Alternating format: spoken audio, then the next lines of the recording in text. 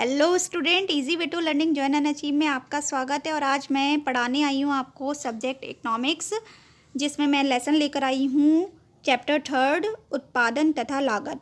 Student, chapter को start करने से पहले मैं आपको ये बता दे रही हूँ कि मैंने इकोनॉमिक्स की और भी वीडियोस बनाई हैं, जिसका मैंने लिंक जो है डिस्क्रिप्शन में दे दिया है।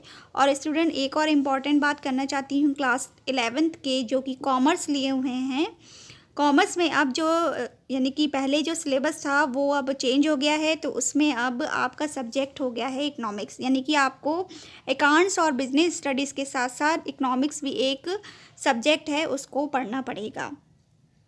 तो कॉमर्स के जो स्टूडेंट हैं जो कि मेरी हिंदी की वीडियोस देख रहे हैं, तो मैं हिंदी में भी हिंदी की वीडियोस में भी इस इंफॉर्मेशन को शेयर करूंगी स्टूडेंट।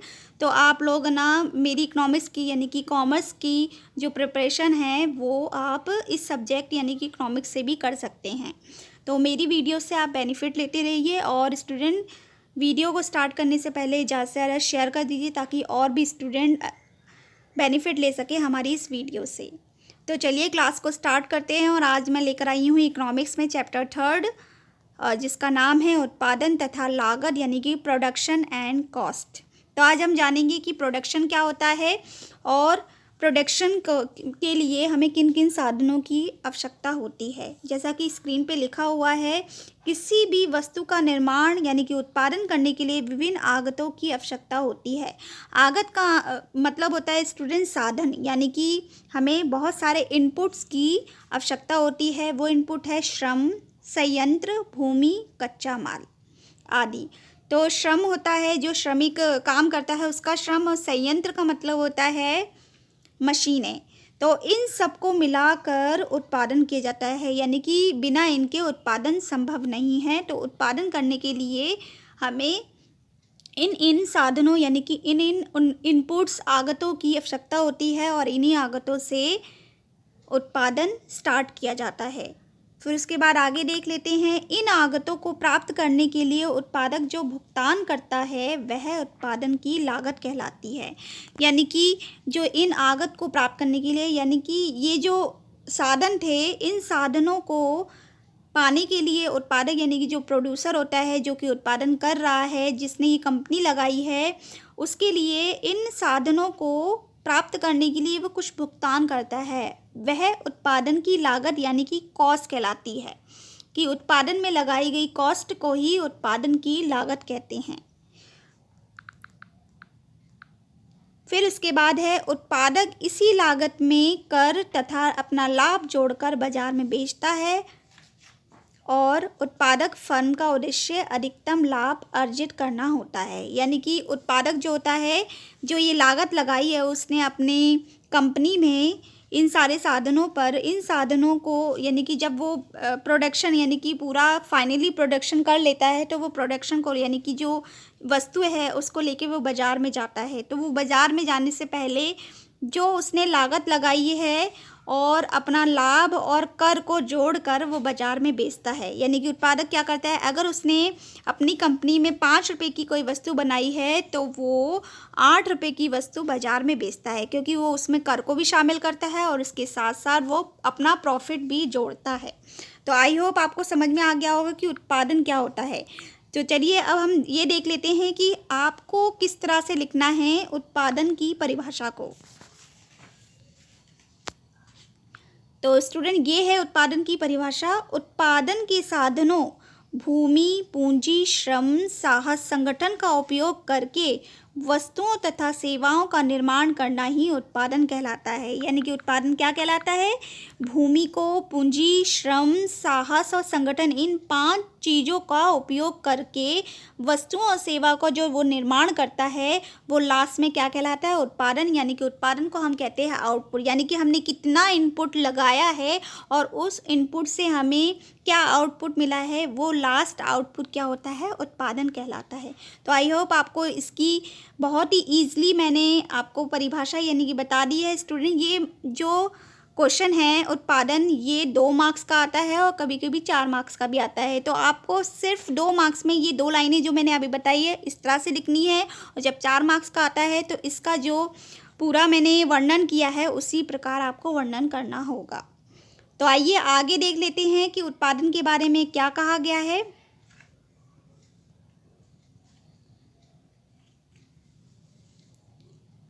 तो स्टूडेंट अब है उत्पादन फलन, यानी कि उत्पादन फलन क्या होता है पहले मैं ये बता दे रही हूँ कि उत्पादन फलन को इंग्लिश में कहते हैं प्रोडक्शन फंक्शन। यानी कि उत्पादन को करने के लिए हमने जिन जिन फंक्शनों का यूज़ किया है, जिन जिन फलनों का यूज़ किया है, वो टोटल फलन क्या कहलाता है, उत्पादन फलन कहलाता है। यहाँ पर लिखा है किसी वस्तु के उत्पादन एवं उसे प्रभावित करने विभिन्न कारकों के संबंध को उत्पादन फलन कहते हैं। यानी कि जो हम उत्पादन के लिए जो साधनों का यूज़ कर रहे हैं और उन साधनों को जो चीज़ें इफ़ेक्ट कर रही हैं वो सारी मिलकर उत्पादन फलन कहलाती हैं। फिर आगे क्या लिखा हुआ है कि साधन आगतें और उत्पाद के मध्य संबंध को उत्पादन फलन कहते हैं। यानी कि जो साधन आगतें यानी कि जो इनपुट्स होते हैं हमारे और जो वस्तुएं होती हैं उन दोनों के बीच के रिलेशन को हम उत्पादन फलन कहते हैं।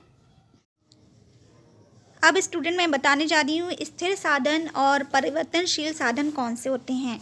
जैसा कि मैं इंडिकेट करते हुए ये फॉर्मूले को बताती हूँ कि P = F ब्रैकेट में LMKET। P को कहते हैं हम यहाँ पर इंडिकेट किया गया है प्रोडक्शन यानी कि उत्पादन, F को कहते हैं फंक्शन यानी कि फलन, और लैंड को कहते हैं भूमि, M को कहते हैं मैन को कहते हैं श्रम। तो यहाँ पर श्रम को हम लेबर यानी कि L द्वारा भी डिफाइन करते हैं। फिर उसके बाद है K को कैपिटल कहते हैं यानी कि पूंजी, और E को कहते हैं एंटरप्राइज यानी कि उद्यम, और उद्यम को हम मशीनें कहते हैं। और फिर T टाइम यानी कि समय का भी एक प्रोडक्शन में महत्व होता है। तो ये सारे जो साधन हैं इन साधनों का यानी कि टोटल ये साधनों का ही यूज़ कर टोटल प्रोडक्शन किया जाता है। अब इसमें मैं आपको ये इंडिकेट करती हूँ कि स्थिर साधन कौन से होते हैं और परिवर्तनशील साधन कौन से होते हैं। स्थिर का मतलब होता है ठहराव यानी कि जिनको हम हिला नहीं सकते हैं, यानी कि एक स्थान से दूसरी जगह पर नहीं ले जा सकते हैं, वो होते हैं स्थिर साधन। जैसा कि लैंड यानी कि भूमि, जो भूमि हमने यूज़ कर ली है उसी भूमि पर ही हमें प्रोडक्शन करना पड़ेगा, हम उस भूमि को उठाकर कहीं पे ले जा नहीं सकते हैं। तो ये एक हमारा स्थिर साधन है। फिर उसके बाद है एंटरप्राइज यानी कि मशीनें भी हमारा स्थिर साधन होता है, क्योंकि मशीनें जहाँ पर लगा दी जाती हैं उनको इतनी जल्दी में उठा के कहीं पर भी नहीं ले जाया जा सकता है। तो स्टूडेंट ये दो जो साधन होते हैं वो होते हैं स्थिर साधन। फिर उसके बाद आइए हम जान लेते हैं परिवर्तनशील साधन। परिवर्तनशील साधन वो साधन होते हैं, जस्ट अपोजिट होता है इनका, कि जिन साधनों की मात्रा को हम घटा बढ़ा सकते हैं, जिन साधनों को हम एक जगह से दूसरी जगह पे ले जा सकते हैं, वो साधन होते हैं परिवर्तनशील साधन। जैसे कि ये है मैन यानी कि श्रमिक को हम एक जगह से दूसरी जगह ट्रांसफ़र कर सकते हैं। और दूसरा है कैपिटल यानी कि कैपिटल जो हम पूंजी लगा सकते हैं उसकी हम मात्रा को घटा और बढ़ा सकते हैं। तो आई होप आपको समझ में आ गया होगा कि स्थिर साधन कौन से होते हैं और परिवर्तनशील साधन कौन से होते हैं। तो फॉर्मूला मैंने आपको जो बताया था, क्वांटिटी इक्वल F यानी कि X1 प्लस X2 ब्रैकेट में बंद और ये ऊपर लगा हुआ है बार, यानी कि ये हमारा जो X1 है वो है हमारा परिवर्तनशील साधन यानी कि श्रम और कैपिटल, और दूसरा हमारा जो X2 है वो है स्थिर साधन यानी कि एंटरप्राइज यानी कि मशीनें, और उसके बाद लैंड। तो इन सब के फलनों को यानी कि ये सब फंक्शनों को यूज़ करके हम टोटल प्रोडक्शन करते हैं। और आपने इसको दूसरी तरह से भी फॉर्मूले में देखा होगा, Q = F labour and capital.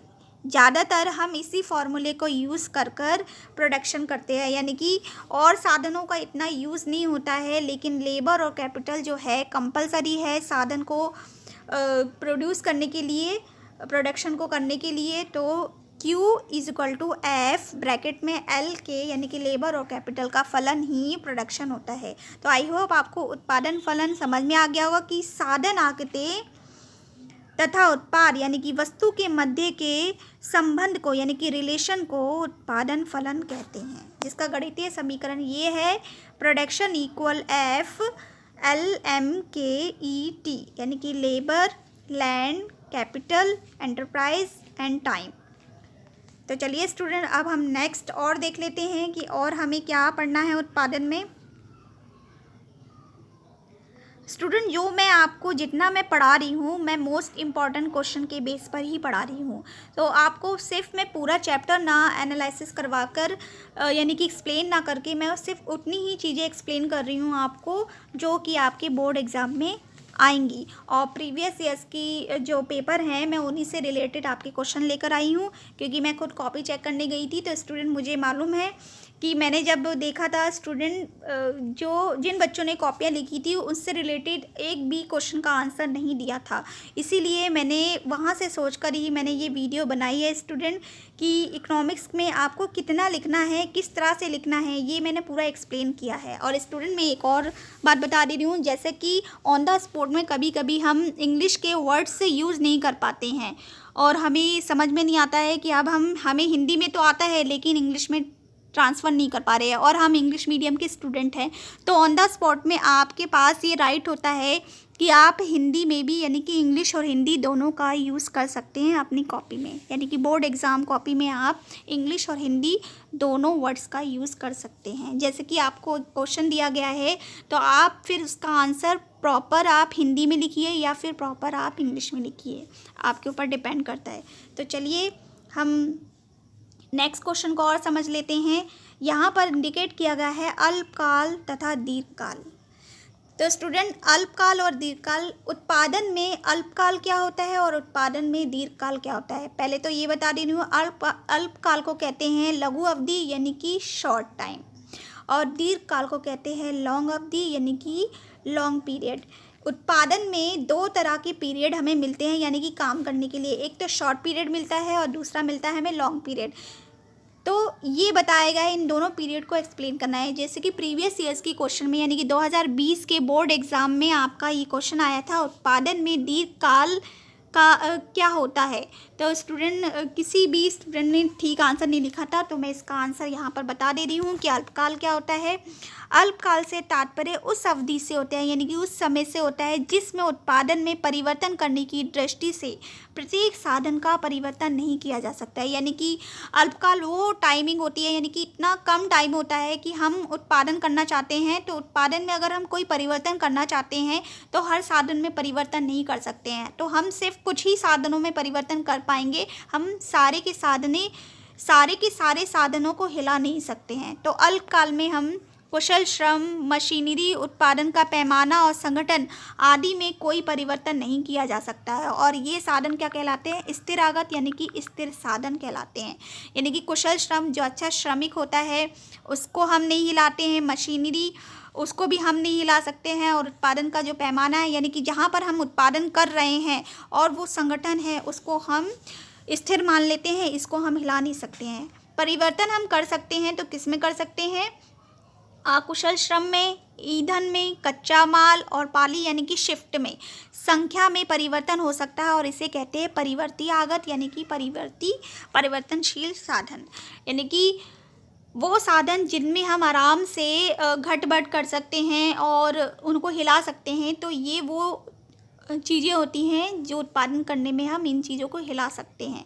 तो अल्पकाल की स्थिति वो स्थिति होती है जिसमें हम कोई भी साधन को, यानी कि कुछ ही साधनों में परिवर्तन करके अपने उत्पादन में परिवर्तन यानी कि उत्पादन को कर सकते हैं, लेकिन पूरा का पूरा उत्पादन करने के लिए यानी कि पूरे साधन हम परिवर्तन नहीं कर सकते हैं।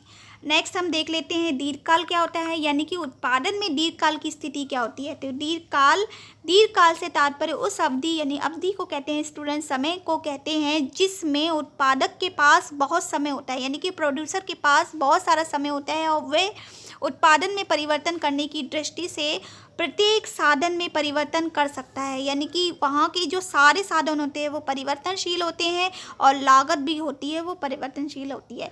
यानी कि उत्पादक के पास इतना टाइम होता है कि वो यहाँ तक कि पूरी भूमि को हटाकर दूसरी भूमि को ले सकता है, लेबर पूरे के पूरे हटा सकता है, और जितना भी वो प्रोडक्शन में नया प्रोडक्शन करना चाहता है तो वो नए साधनों का यूज़ कर सकता है, नई मशीनों का यूज़ कर सकता है, नए संगठन और टाइमिंग भी वो बढ़ा सकता है।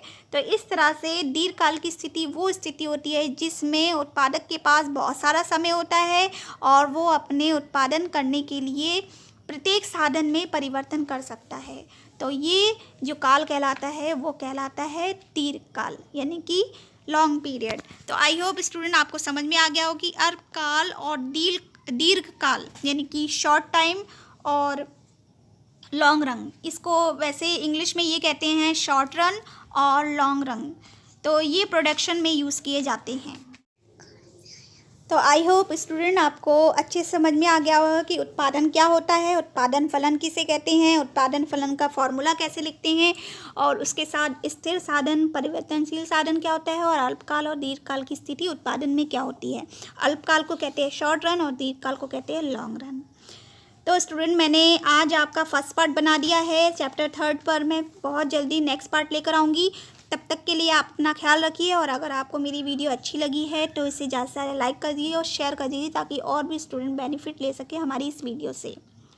तो मैं बहुत जल्दी आऊँगी अपने नेक्स्ट वीडियो लेकर। तब तक के लिए आप अपना ख्याल रखिए, खुश रहिए, सुरक्षित रहिए।